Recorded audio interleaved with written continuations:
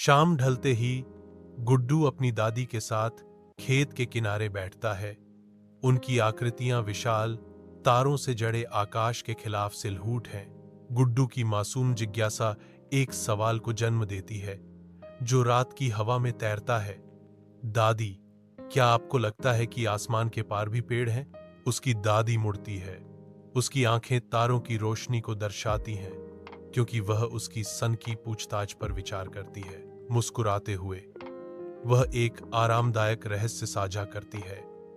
हाँ मेरे बच्चे, एक ऐसा पेड़ है जो केवल सपनों में खिलता है।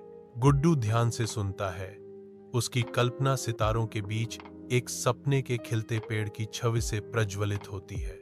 साथ में वे शांत संगति में बैठते हैं।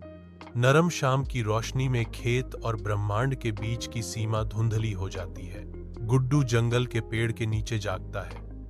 उसके सपने की गूंज अभी भी उसे घेरे हुए है। वह धीरे धीरे उठता है।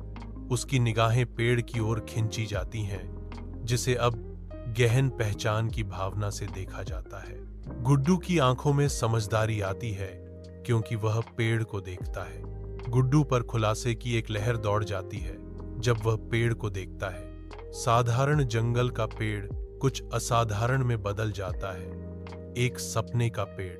अब सपने का पेड़ गुड्डू के सामने खड़ा है, जो अब नए महत्व से ओत-प्रोत है। वर्षों बाद गांव गर्म धूप में फलता फूलता है, जो आशा और प्रगति से रूपांतरित हुआ है। गुड्डू अब एक वैज्ञानिक गांव के बच्चों के साथ अपना ज्ञान साझा करता है। उसके चेहरे पर एक गर्म मुस्कान चमकती है। दूरी पर सपनों का स्कूल खड़ा है, जो साकार सपनों का प्रतीक है और गांव के उज्जवल भविष्य का प्रमाण है। दादी अम्मा की आवाज ज्ञान से गूंजती है।